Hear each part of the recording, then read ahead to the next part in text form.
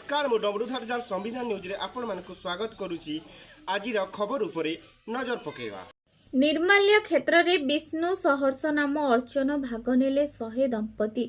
भगवत चेतना परिषद कलमपुरर 25 वर्ष पूर्ति उपलक्षे निर्माल्य क्षेत्र परिसर रे पवित्र कार्तिक मासरे मासव्यापी रजत जयंती पालन करा जाउछि। एही अवसर रे प्रत्यह प्राप्त समय रे गीत ज्ञान यज्ञ एवं संध्यारे सुनामधन्य साधु सन्थ मानक द्वारा दिव्य प्रवचन कार्यक्रम अनुष्ठित हेउछि।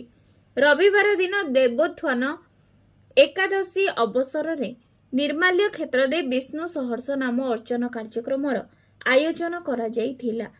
रजत जयंती समारोह रे सभापति स्वामी शुभानंद पुरी, महंत महिप्रकाश मठ पुरीଙ୍କ प्रत्यक्ष तत्वावधान रे अनुष्ठित एही कार्यक्रम रे विश्वात्मा चेतना परिषद बलांगीर प्रतिष्ठाता स्वामी सत्य प्रज्ञानंद सरस्वती जी, दिव्य जीवन संघ ऋषिकेशर स्वामी आनंद स्वरूपानंद सरस्वती जी एवं कटक सुबोध कृष्ण मिशन स्वामी कृष्ण प्रेमानंद सरस्वती जी उपस्थित रही विष्णु सहर्ष नाम एवं कार्तिक मासर महिमा संपर्क रे दिव्य प्रवचन प्रदान करथिले।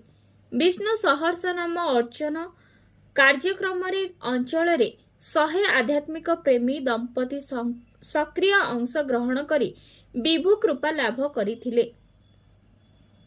भगवत चेतना परिषदर सभापति राम प्रसाद पंडा, संपादक महेंद्रनाथ साहू उपस्थित थिबा बेले समस्त कर्मकर्ता सक्रिय सहयोग करथिले। कलाहांडीरू डंबुरधर भोईଙ୍କ रिपोर्ट संविधान न्यूज।